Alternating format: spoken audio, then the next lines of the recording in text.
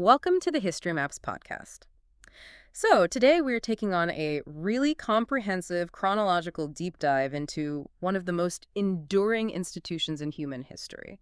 We're tracing the history of the papacy. Yeah, we're looking at how the Bishop of Rome evolved, from a persecuted spiritual leader operating completely underground in the first century into a medieval political monarch commanding armies. Right, and then ultimately into the global spiritual figurehead we see today. It is a massive historical scope. It really is.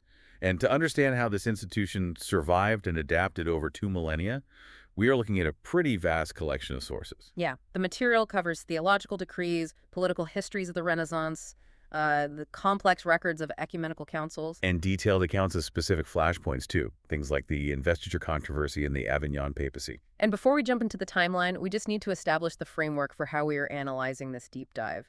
When we discuss theological disagreements, particularly the profound ruptures of the Protestant Reformation, our goal is strictly impartial historical analysis. Exactly. We are looking at the claims made in the text. We are not taking sides or endorsing either the Catholic or Protestant viewpoints. We just want to look at the history, the mechanics of power, and how the institution evolved based on the original source material. Right. And, I was trying to conceptualize how a single institution survives that long. I kept thinking of it like a continuously renovated building. A building. How so? Well, it starts out as a hidden foundation, right? Something entirely underground and out of sight because it is illegal. Right, the early days. Yeah, and then over centuries, the people in charge build that foundation up into a massive, heavily fortified castle, complete with impenetrable walls, moats, and armories. I see where you're going with this. And eventually, the walls are stripped away, the weapons are taken out, and the building is converted into an embassy, a center of diplomacy, soft power, and global influence. All while the people inside claim to be standing on the exact same original cornerstone. That is a really useful way to frame it. The institution constantly adapted to the shifting political landscape of Europe while aggressively maintaining this narrative of unbroken continuity. Exactly. And that cornerstone you mentioned, that is where the historical record begins. We have to back to that hidden foundation in the early Christian era. So we are talking about the first century here. Right. The traditional Catholic narrative centers on the year 64 CE in Rome during the reign of Emperor Nero. St. Peter, one of the original apostles of Jesus, is in the city. And according to tradition, he is martyred there during Nero's severe persecutions. Yes. And the theological claim of Peter as the first pope is grounded heavily in the Gospel of Matthew, chapter 16, verse 18. Which is the moment where Jesus tells Peter he is the rock on which the church will be built and, crucially, gives him the keys of heaven. Right, the power to bind and loose. And whether Peter actually founded the church in Rome or merely died there, the early Christians in the city acted as though he had left his authority behind. Which is interesting because by the end of the first century CE, figures like Clement of Rome and later the Greek theologian Irenaeus were already writing heavily about the apostolic lineage. They were. They focused on bishops consecrated in Rome by Peter and Paul. They were essentially building a paper trail of succession. But the historical reality of those first 3 centuries is that being the Bishop of Rome was an office of extreme peril. Oh, absolutely. The Roman Empire periodically subjected Christians to severe state-sponsored persecutions. The sources detail the martyrdom of early bishops of Rome. Yeah, like Pope Fabian in 250 CE. Right, and Pope Cornelius in 253 CE, and Pope Sixtus II in 258 CE. All of them were executed. So they were not living in palaces. Not at all. They were leading an underground, frequently illegal movement. They enjoyed absolutely no temporal worldly power. And the Roman state viewed them not just as a strange cult, but as a direct political threat, right? Because they refused to participate in the imperial cult. Exactly. Refusing to worship the emperor was seen as a rejection of Roman civic duty and the Pax Deorum, the peace of the gods. Looking at the sources, I was just struck by the sheer danger of the job. You do not campaign to become the Bishop of Rome in the 3rd century if you are looking for political power or comfortable retirement. No, you're basically putting a target on your own back. But then the environment shifts completely. In 313 CE, Emperor Constantine the Great issues the Edict of Milan, which completely legalizes Christianity across the Roman Empire. Suddenly, the underground foundation is allowed to be built above ground, and by 380 CE, Catholicism actually becomes the official state religion of the empire. It is a massive pivot. The Bishop of Rome transitions from being a persecuted outcast hiding in the catacombs to a recognized, highly influential figure within the imperial structure. And the moment the church becomes legal and intertwined with the state, the administrative structure of the Roman Empire begins to heavily influence the structure of the church. Right, the empire was divided into provinces, dioceses, and parishes, and the church just adopted this geographical and administrative blueprint. But that integration created a huge political problem for the Bishop of Rome in the late 4th century. Because the capital of the Roman Empire had moved east. Emperor Constantine moved it to Constantinople. So the political center of gravity shifted entirely away from Italy. The emperors are now living in the east, commanding the armies from the east, holding all the wealth in the east. Exactly. And in 381 CE, the Council of Constantinople, which was heavily influenced by the emperor, declared that the Bishop of Constantinople should have honors second only to the Bishop of Rome. And the explicit reasoning was that Constantinople was the new Rome. Right. They were attempting to tie ecclesiastical rank directly to political geography. The logic was, if the emperor is in Constantinople, the Bishop of Constantinople should be the most important, or at least functionally equal to the Bishop of Rome. But wait, why would Rome get to assert total dominance in the first place? I mean, Christianity started in the east. You have Jerusalem, Antioch, Alexandria. Yeah, these were massive ancient cultural hubs. Even with the Peter connection, it seems really bold for Rome to just claim the top spot over these older, richer Eastern churches. Well, the Eastern churches were incredibly powerful, but they suffered from two major vulnerabilities that Rome did not have. Okay, what were those? First, they were the center of intense, almost constant theological warfare. Debates over the nature of Christ tore the Eastern bishoprics apart. They were constantly holding local synods, arguing and excommunicating each other. And Rome was removed from that. Yeah, Rome, sitting far away in the west, often acted as a detached appellate court. They mostly stayed out of the day-to-day mudslinging, which gave them an aura of theological stability. That makes sense. What was the second vulnerability? The emperor himself. In Constantinople, the emperor was right next door to the patriarch. This created a system known as Caesaropapism, where the state heavily controls the church. Emperors would literally depose bishops who disagreed with their political aims. So Rome had the advantage of distance. Precisely. But Rome, especially as the Western Roman Empire began to weaken, was increasingly isolated. Pope Damasus recognized the danger of the Council of Constantinople's geographical logic. Right, because if church authority is based on where the capital is, what happens to Rome when it is no longer the capital? Exactly. So in the Synod of 382 CE, Damasus countered this political logic with a fiercely theological one. He officially introduced what the sources call the basic patronological theme. Meaning he focused it entirely on Peter. Yes. The Synod declared that the Roman Church was not set up by any synodal decrees, but was founded by two apostles, St. Peter and St. Paul. Damasus was the first pope to consistently refer to the Roman Church as the apostolic see. He is basically saying, my authority doesn't come from the Roman government. It comes directly from God through Peter. Right. You can move the capital to Constantinople. You can move it anywhere. My authority is divine, not political. And to codify this divine authority into a workable system of governance, the papacy borrowed heavily from Roman law. Yes, the sources highlight the profound influence of a writer named Tertullian. He was a highly trained lawyer in the old Roman tradition who converted to Christianity in the late 2nd century. And he harnessed Roman jurisprudence to the service of Christian dogma. He did. He actually coined the term See of St. Peter. The papacy utilized these jurisprudential principles to transform itself into an institution of government charged with the direction of Christians by means of the law. Because they needed a constitution, a way to handle disputes between bishops in different provinces? And Roman law provided the exact framework they required. So the popes began sending authoritative letters called decretals. Decretals, and these functioned exactly like imperial rescripts, right? Yes, the legally binding answers emperors gave to legal petitions.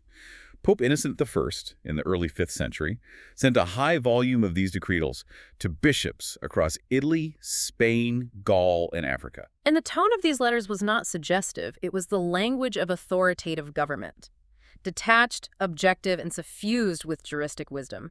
They were stating that no bishop was at liberty to set aside a papal decretal. Which makes perfect sense when you look at what is happening to the map of Europe at the time. Right. As the Western Roman Empire starts to collapse in the 5th century and the barbarian invasions begin, like Alaric sacking Rome in 410. The emperors in the East are essentially abandoning Rome. The city is left defenseless. The secular government evaporates. And the papacy steps right into that massive power vacuum. They become the only civilized government left in the West operating through the vehicle of law. The papacy, acting as an organ of Roman law, formed the primary bridgehead between the ancient Roman civilization and the incoming Germanic tribes. They preserved the idea of law as the vehicle of government. But that geographical isolation that saved them from the theological bickering of the East created a severe new problem. Because without the emperor's armies to protect Rome from incoming barbarian tribes, the popes suddenly realized they needed their own physical protection. Right. Which triggers a centuries-long struggle for autonomy.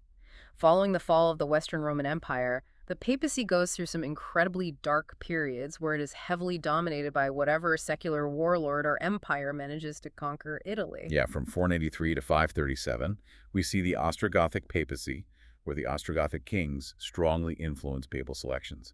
They treated the popes almost like local chaplains. And then the Byzantine Emperor Justinian I reconquers Italy, inaugurating the Byzantine papacy.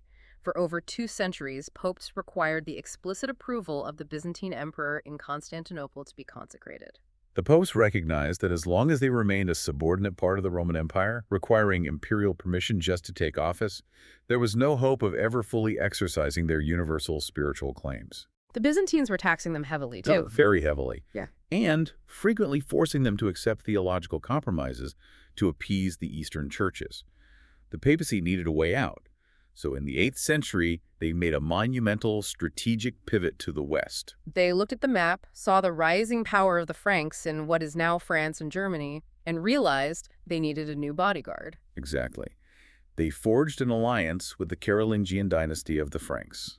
This alliance culminated in the creation of the Papal States in the 8th century. Specifically through the donation of Pepin, right, where King Pepin the Short conquered territories in central Italy from the Lombards and handed them directly to the Pope. That is right. And this was a profound shift in the nature of the institution.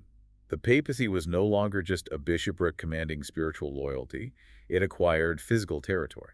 It gave the papacy a physical buffer against invaders and temporal sovereignty, making the Pope the independent ruler of a state. And to legitimize this entirely new temporal power, a document surfaces called the Donation of Constantine. Oh, this document. It claimed that centuries earlier, Emperor Constantine, when he moved to the east, had granted the Pope the legal power to govern the entire Western Roman Empire. Yeah, the Pope was essentially claiming, I am the rightful ruler of the West, and I am just delegating this authority to the kings. But the donation of Constantine was a complete forgery. A total forgery, likely created in the 8th century by papal scribes to justify their new political reality. Right. The Renaissance humanist scholar Lorenzo Valla would eventually prove it was a fake in the 15th century by analyzing the anachronistic Latin used in the document. But for centuries throughout the Middle Ages, it was treated as absolute law and used to justify the papacy's secular authority. So the papacy is actively building its fortress now. They have physical land, they have military alliances with the Franks, and they are crowned independent kings. But this creates a massive structural collision regarding who actually controls the church hierarchy across Europe. The church is acquiring huge amounts of land through donations. Bishops and abbots are managing vast estates, collecting taxes, and raising small armies. They are not just spiritual leaders, they are powerful feudal lords. And in the medieval feudal system, wealth and power were entirely tied to land. Secular kings and emperors relied on these bishops to administer their kingdoms and provide knights for their armies. Because of this, the kings took it upon themselves to appoint the bishops within their realms. Right. The king or local lord would literally invest the new bishop with the symbols of his office, the ring, and the staff. This practice was known as lay investiture. The church offices were essentially treated as fiefdoms handed out by the state. It feels like a modern corporation where the CEO is trying to appoint the independent regulators who are supposed to oversee them. That's a great comparison. It's a fundamental conflict of interest. The king pays them, gives them land, and expects total loyalty. The regulators, or in this case the bishops, cannot possibly do their job and hold the king morally accountable if they answer directly to him for their livelihood. Pope Gregory VII recognized this existential conflict of interest. In the late 11th century, Gregory spearheaded a sweeping reform movement designed to completely free the church from state control. And in 1074, Gregory declared that church officials could only be installed by the Pope or his legates. He linked lay investiture directly to the sin of simony, which is the buying and selling of church offices. If a king is appointing a bishop, the king is highly likely to choose the person who pays him the largest bribe. Or gives him the most political advantage, rather than the most holy or competent candidate. Exactly. And Gregory takes this to the absolute extreme. In 1075, he issues a document called the Dictatus Papae. It is a list of 27 statements asserting absolute unprecedented papal supremacy. Reading these statements in the sources, the sheer audacity is staggering. It really is. Proposition 7 says the Pope alone can depose or reinstate bishops. Proposition 8 says the Pope can use imperial regalia. And then, the real bombshell, Proposition 27. The Pope may absolve subjects from their fealty to wicked men. He is explicitly claiming the legal right to fire the emperor. Gregory was taking the traditional claims of papal spiritual authority and weaponizing them directly in the temporal political sphere. He argued from canon law that the spiritual authority of the Church dealing with eternal souls was inherently superior to the mortal earthly body of the state. But Henry IV, the Holy Roman Emperor, was relying heavily on his hand-picked bishops to maintain control over a fractured German empire. And he utterly refused to accept this demotion. So in January 1076, Henry and his loyal German bishops held a synod at Worms and boldly declared Gregory deposed. Henry sent a letter addressing Gregory not as pope but as a false monk. Henry is trying to call the Pope's bluff, but Gregory responds in February by excommunicating Henry. He declares him deposed and absolves all of Henry's subjects from their oaths of loyalty.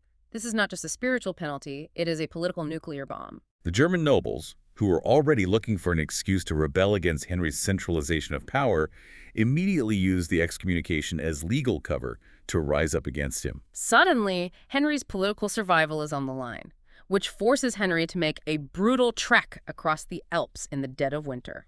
And that brings us to January 1077. The most powerful secular ruler in Europe, the Holy Roman Emperor, is standing barefoot in the freezing snow outside Canossa Castle in northern Italy. He is wearing a scratchy hair shirt, shivering and begging for forgiveness for 3 straight days, and the man making him freeze out there, a priest. Because Henry has to force the Pope to lift the excommunication, or he will lose his empire entirely.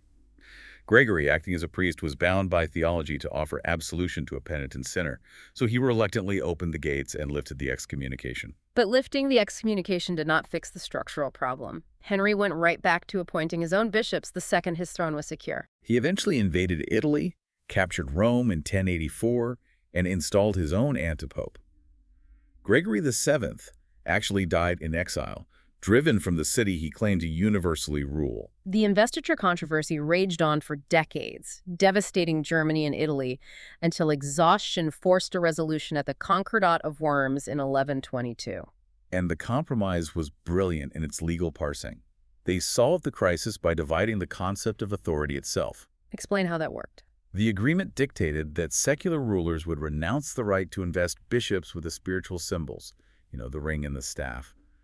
The bishops would be elected canonically by the Church, theoretically free from simony. However, the secular ruler was permitted to be present at the election. And crucially, the emperor maintained the authority to invest the bishop with his secular lands and temporal authority using the symbol of a lance. So the Church grants the spiritual power to perform sacraments, but the king grants the property and the tax revenues. Exactly.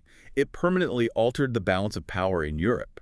It drew a hard legal distinction between church and state that had not clearly existed before. The papacy won a massive victory in asserting its spiritual independence, proving that kings could not create priests. But by legally securing their temporal land rights in the treaty, the bishops and the popes remained deeply entangled in the brutal power politics of Europe. And that entanglement proved disastrous. The papacy fought for independence from the Holy Roman Emperor in Germany, only to fall under the shadow of a completely different secular power. The French monarchy.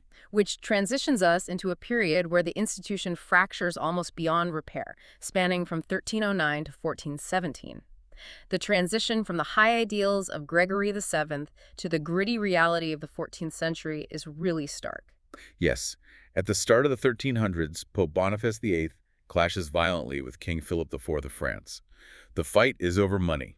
Philip wants to tax the French clergy to pay for his wars, and Boniface issues a bull declaring that any secular ruler who taxes the clergy without papal permission faces automatic excommunication. But Philip IV was a ruthless monarch who believed in the absolute sovereignty of the French state.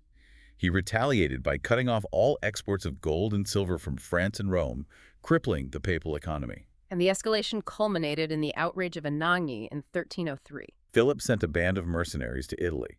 They stormed the papal palace in Anagni, captured Pope Boniface, and physically assaulted him. Boniface, an elderly man, dies shortly after from the shock and mistreatment. Philip IV does not let up. He aggressively pressures the deadlocked papal conclave, and in 1305 they elect a French archbishop as Pope Clement V. But Clement refuses to travel to Rome. Rome at the time was chaotic, dangerous, and consumed by violent street battles between rival noble families like the Orsini and the Colonna. So in 1309, Clement V moves the entire papal court to Avignon, a papal enclave completely surrounded by French territory. And the papacy would remain there for the next 67 years. The Italian poet Petrarch famously coined the term the Babylonian captivity to describe this era. Over this period, there were 7 consecutive popes. All of them were French. They appointed over 100 cardinals, and the vast majority of them were French. To the rest of Europe, it looked like the universal church had simply been annexed by the French king. The perception of captivity was a public relations nightmare. But looking at the mechanics of it, the Avignon Papacy was a highly effective, incredibly wealthy bureaucracy. Pope Benedict XII decides they are not leaving anytime soon and begins construction on the massive Palais des Papes, a fortified, luxurious palace in Avignon. And to sustain this massive court, they needed unprecedented amounts of money. Under Pope John XXII, we see the massive centralization of papal finances. The Curia expanded into a complex bureaucratic machine. The papacy imposed heavy systemic taxes on the clergy across Europe. The most controversial were the annates, which required a newly appointed bishop or abbot to pay their entire first year's revenue directly to the papacy. The Avignon popes were generating staggering revenues, exceeding 1 million gold florins annually by the 1330s. Think about how this plays out on the ground. You have the 100 Years' War kicking off between England and France. The English are furiously watching their local churches collect taxes, box up the silver, and send it to a pope sitting in France, who's inevitably loaning that money to the French king to hire mercenaries to kill English soldiers. The moral high ground is completely gone. It eroded trust across the continent. To cement their permanence, Pope Clement VI actually purchased the city of Avignon outright in 1348. Right during the Black Death. Yes, from Joanna I of Naples. So while Europe was dying, the papacy was building a permanent, highly insulated capital away from the tomb of St. Peter. But the psychological pressure to return to Rome grew insurmountable. Visionaries like St. Catherine of Siena were writing scathing letters to the popes, telling them that their absence from Rome was the cause of the church's corruption. Finally, in 1377, Pope Gregory XI abandons Avignon and returns the court to Rome. He makes it back to Rome and then immediately dies in 1378. The timing is disastrous. The papal conclave meets in Rome to elect a successor. The Roman populace, terrified that another French pope will just pack up and move back to Avignon, surrounds the Vatican. They are rioting, screaming for a Roman or at least an Italian pope. The cardinals, terrified of being murdered by the mob, hastily elect an Italian who becomes Urban VI. But Urban VI proved to be incredibly volatile. He was arrogant and immediately alienated the French cardinals who had just elected him. He publicly dressed them down and refused to return to Avignon. The French cardinals realized they made a massive political mistake. They fled Rome, gathered in Anagni, and issued a declaration that the election of Urban was invalid because they had been voting under the threat of death from the Roman mob. They then held a new election and chose a Frenchman, Clement VII, who immediately took his court back to Avignon. But Urban refused to step down and remained in Rome. The Western Schism has begun. We now have 2 men claiming to be the absolute, unquestionable vicar of Christ on earth. They both have their own college of cardinals, they both excommunicate each other, and they both excommunicate anyone who follows the other guy. The Catholic Church literally splits down the middle. Yeah, the division was not theological. It followed strict political lines. France, Scotland, Castile, and their allies supported the Pope in Avignon. England, the Holy Roman Empire, Portugal, and their allies supported the Pope in Rome. European nations chose their spiritual leader based purely on their secular political alliances. Imagine the psychological terror for a medieval peasant during this time. Your entire worldview is built on the idea that your eternal salvation depends on being in communion with the true Pope. but nobody knows who the true pope is. If your local priest was ordained by a bishop who supports the wrong pope, are your baptisms valid? Are your last rites valid? Are you going to hell because the French and English kings cannot agree? It was a profound existential crisis. How do you fix a problem where the supreme authority of the church is split in two and neither side will yield? This specific crisis catalyzed the rise of a theological and legal movement known as conciliarism. For centuries, the popes, building on the legacy of Gregory VII, had argued that they were the absolute monarchs of the church, judged by no earthly power. But now intellectuals, canon lawyers, and theologians at universities like Paris began to argue that a general council of the church inherently held higher authority than the pope himself, especially a contested pope. Right, the idea being that it represents the entire body of believers. If a council had to step in to save the papacy from itself, didn't that permanently destroy the idea of absolute papal supremacy? That was the tension. They attempted to apply this logic at the Council of Pisa in 1409. The council deposed both the Roman and Avignon popes and elected a new one. But neither of the existing popes accepted the deposition. So instead of fixing the problem, Pisa only resulted in creating a third pope, complicating matters exponentially. Finally, under immense pressure from Sigismund, the king of the Romans, the Council of Constance was convened in 1414. This council, over the course of 4 years, successfully deposed or accepted the resignations of all three rival claimants. In 1417, they elected a single, universally recognized pope, Martin V. The schism was finally over. But the Council of Constance did not just elect a pope. They tried to permanently change the constitution of the church. They issued conciliar decrees designed to prevent a dictator pope from ever destroying the church again. The two most significant decrees were Haec Sancta and Frequens. Haec Sancta, issued in 1415, declared explicitly that a general church council held authority directly from Christ and that everyone, even a pope, was bound to obey it. And then Frequens in 1417 mandated that popes were legally required to summon councils regularly to act as a permanent legislative check on papal power. The popes had spent centuries arguing for absolute supremacy, and a council just proved they can fire the pope. In theory, conciliarism severely curtailed papal power. It provided a legal framework for a constitutional monarchy within the church. But the reality on the ground was quite different. The subsequent popes vehemently fought back against conciliarism. They viewed councils as an existential threat to their monarchical authority. They actively worked to undermine the decrees of Constance, refusing to call regular councils and fiercely asserting that the Pope was, once again, the undisputed absolute head of the Church. Because the Avignon period and the schism severely weakened the papacy's universal spiritual authority. I mean, they were embarrassed, they had been pawns of the French, they had fractured the faith. So the popes who followed overcompensated. They realized that spiritual prestige alone could not protect them. If they wanted to survive the brutal politics of Europe without being kidnapped or deposed, they needed cold, hard, physical power in Italy. Which ushers in the era of the Renaissance princes, spanning from 1447 to 1521. The papacy fundamentally transitions into a wealthy, militarized Italian city-state. The popes recognized that their universal authority was largely ignored by the increasingly powerful nation-states of England and France.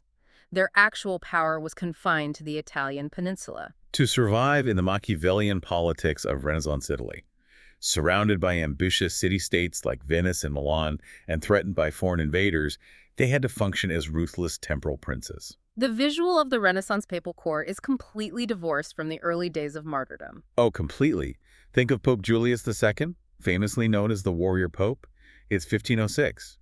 He is not sitting on a throne offering blessings in quiet contemplation. He is physically commanding troops, riding into battle on horseback in full military armor, directing sieges to recapture the rebellious cities of Perugia and Bologna for the Papal States.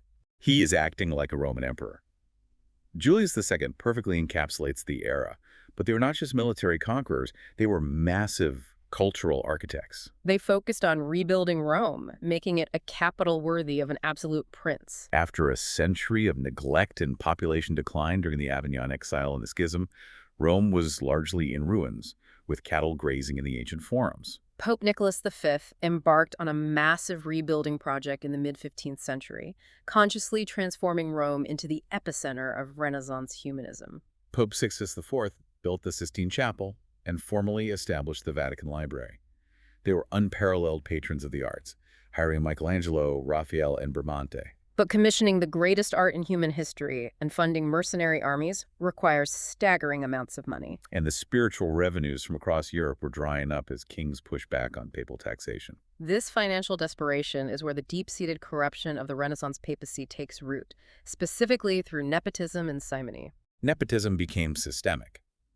Popes, bound by celibacy, could not establish a traditional hereditary dynasty to pass their kingdom to their sons. So to secure their political legacy and ensure loyalty, they elevated their nephews and frequently their illegitimate children to high ecclesiastical office. The College of Cardinals became dominated by cardinal nephews and representatives of powerful Italian aristocratic families, like the Della Rovere and the Medici. The most notorious example of this era has to be Alexander VI, the Borgia Pope, who reigned from 1492 to 1503. He is the poster child for Renaissance papal corruption.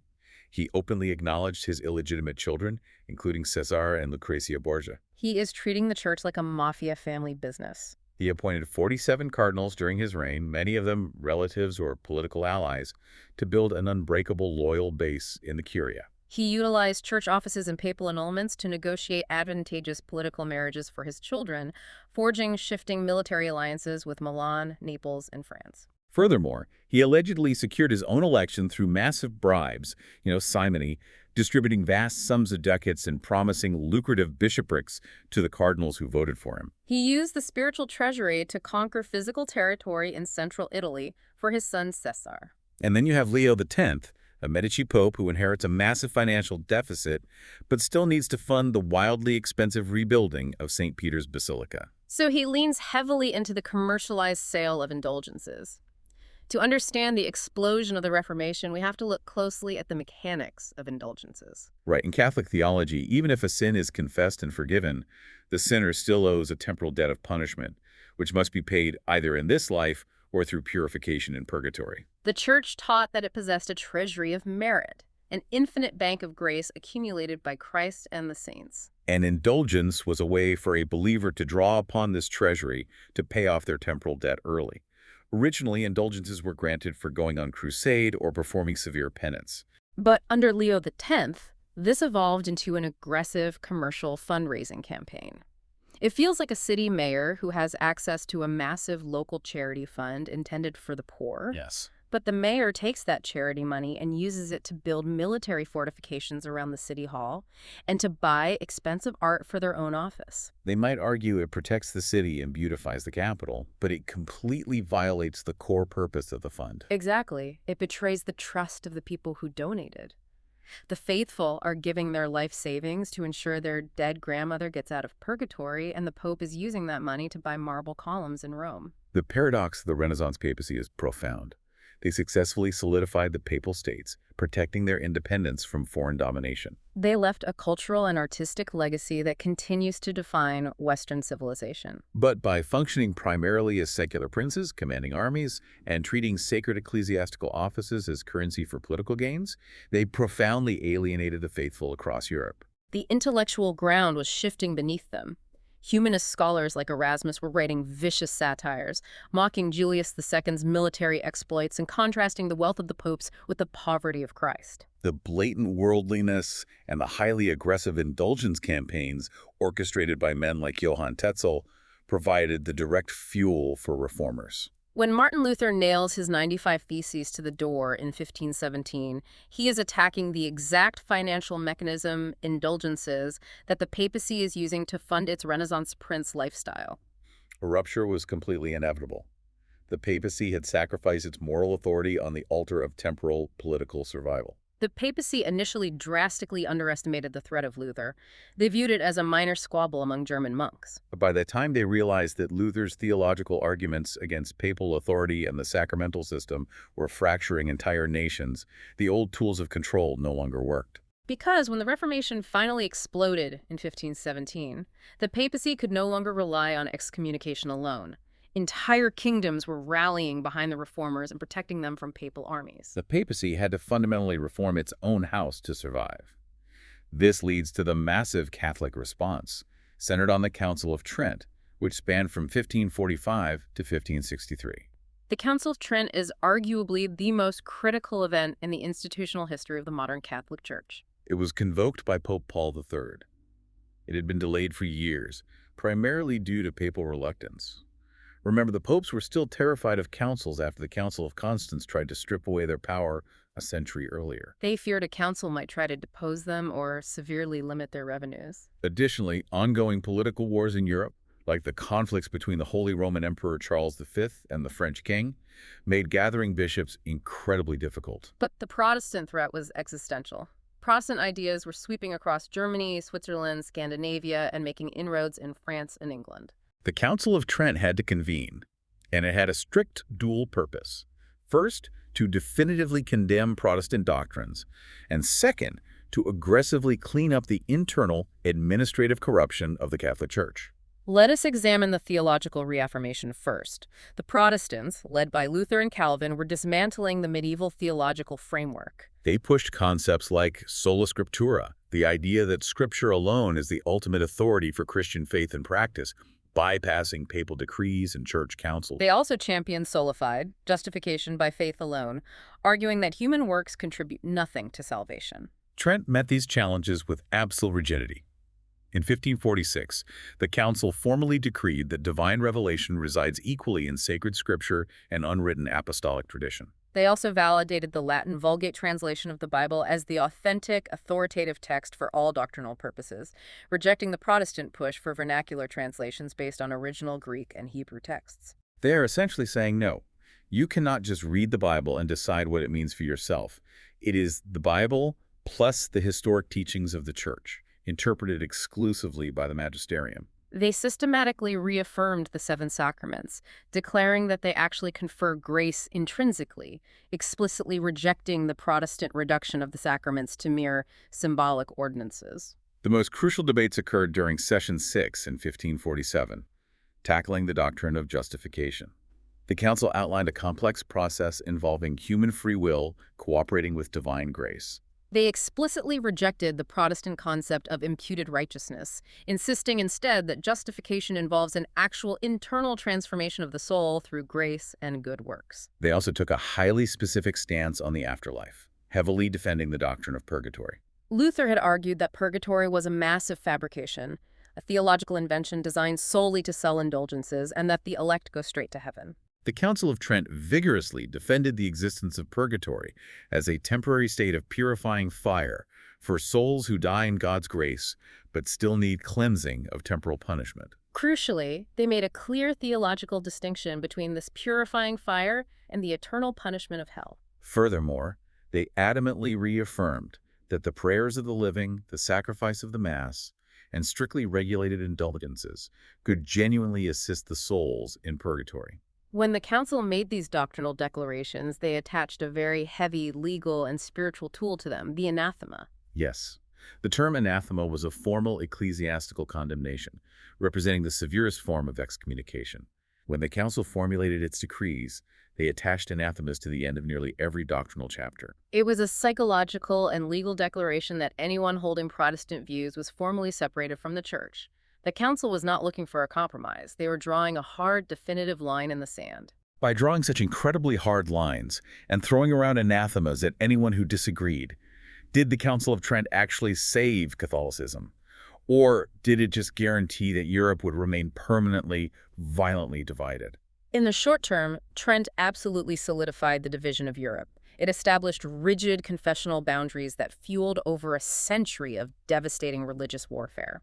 However, from the perspective of the institution's sheer survival, Trent was essential. It fortified the Church. It provided absolute, uncompromising clarity on what it meant to be Catholic in opposition to Protestantism. It allowed subsequent popes, like Pius V, to centralize global worship by issuing the Roman Catechism and standardizing the Tridentine Mass, which remained the immutable standard for Catholic worship for the next 400 years. They fortified the theology, but they also recognized they had to fix the behavior.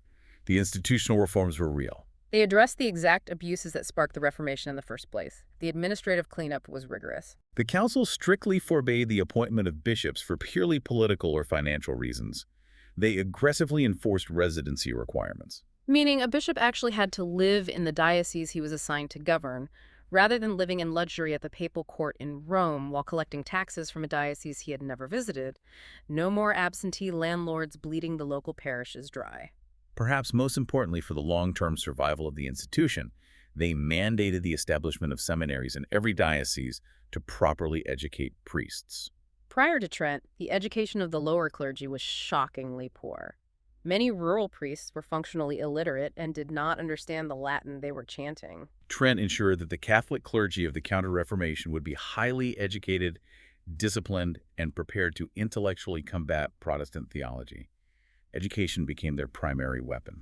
Trent fortified the church and gave it a highly unified militant identity. They built the walls of the castle higher and stronger than ever before. But eventually, the temporal power they fought so hard to keep would be completely stripped away. Not by theological reformers, but by the forces of modern secular politics. This brings us to the modern shift, covering the 19th century to modernity, where the walls are finally torn down. The 19th century brings a dramatic, existential transformation to the papacy. The forces unleashed by the French Revolution, secularism, the Enlightenment, and most notably fierce nationalism, were violently reshaping the map of Europe. In Italy, a powerful movement for national unification was gaining massive momentum, and the single biggest geographical and political obstacle to a united Italian nation was the territory sitting right in the middle of the peninsula. The Papal States. For over 1,000 years, dating all the way back to the 8th century, the Pope had been a literal king governing actual territory. But the Italian nationalists want Rome for their new secular capital. They do not want a theocracy dividing their country in half. Step by step, the Papal States were conquered by the armies of Italian unification. The popes relied on French troops to protect Rome. But when the Franco-Prussian War broke out in 1870, the French garrison was withdrawn. Immediately, Italian troops breached the walls of Rome. The temporal power of the papacy, which had defined its political existence since the Middle Ages, was forcefully extinguished. Pope Pius IX retreated into the Vatican, refusing to recognize the new Italian state, and declared himself a prisoner in the Vatican. Losing your entire country and your secular political power seems like the ultimate defeat for an institution that spent centuries commanding armies. But the sources reveal a massive historical irony here. Right as the papacy is losing the physical ground beneath its feet, it calls a council, the First Vatican Council, convened by that same Pope, Pius IX, in 1869. And the timing is incredible. As the Italian armies are literally massing outside the city walls, the First Vatican Council formally defined and declared the dogma of papal infallibility. As the Pope is literally losing his temporal kingdom, he codifies his absolute, unquestionable spiritual and doctrinal power over the entire global church. The decree of infallibility essentially separated the Pope's function as a temporal political ruler from his role as the supreme theological teacher. The dogma explicitly stated that when the Pope speaks ex cathedra, acting in his capacity as supreme pastor and teacher, he is miraculously preserved from the possibility of error by the Holy Spirit. 19th century reformers looked back to the early church to justify this pivot. They looked all the way back to those first 3 centuries before Constantine, when the Pope was just a spiritual leader wielding the power of the keys.